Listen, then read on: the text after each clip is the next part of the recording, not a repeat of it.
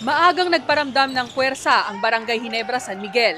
Sa kanilang first ever tune-up kasama sina top overall pick BRGY at 4th pick James Forrester, sumandal sa malakas na frontline ang Ginebra sa laban kontra Rain or Shine Alasto Painters.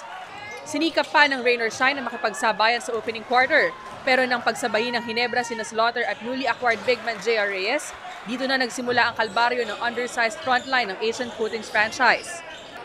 Nahirapang sumalaksak sa loob ang Alasto Painters, kaya't nauwi sa low percentage jump shots ang mga alagad ni Coach Yeng Giao.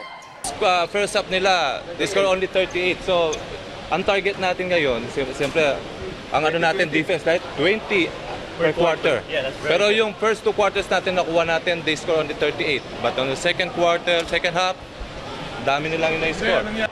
Alam mo naman yung Rain or Shine, lumalaban pa din. So, marami pa rin kasing wala sa condition sa mga teammate ko, pati sarili ko, wala pa din, hindi pa rin 100%. So siguro magkakalaman na lang talaga pag season na. Pagpasok ng third kanto, dito naman dinaan sa takbuhan ng Ginebra ang laban.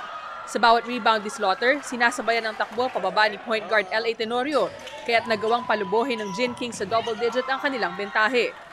Sinika pa ng Rain or Shine na sumandig sa kanilang experience, pero sa bandang huli, nanaig ang mas dominanteng roster ng Ginebra 95-90. And marami pa kami dapat i-improve, especially yung aim namin ngayon, yung first option namin so defense talaga. So, ang improve namin, nakita ko sa tune-up game namin, so yung communication na lang. Para kami sentrum ngayon. Now we're complete. Pero, now I may say that we can compete with the other teams na malalaki. You know, just like every year, they seem to get better, you know what I mean? And adding Greg, adding James, those are 2 tough players and already to a tough team. Athletes everywhere, Japit, and it's going to be interesting to see how they do this year. Kaya naman sa kaya, syempre, kahit na maliit yung lineup namin, kakayanin namin yan. Like, sabi nga ni Coach, parang wala namang ano yan kahit na malalaki sila, lima yung maglalaro sa loob, 5 sa kanila, 5 sa amin. So kung sino lang yung bibigay yung best nila, yun lang siguro mananalo.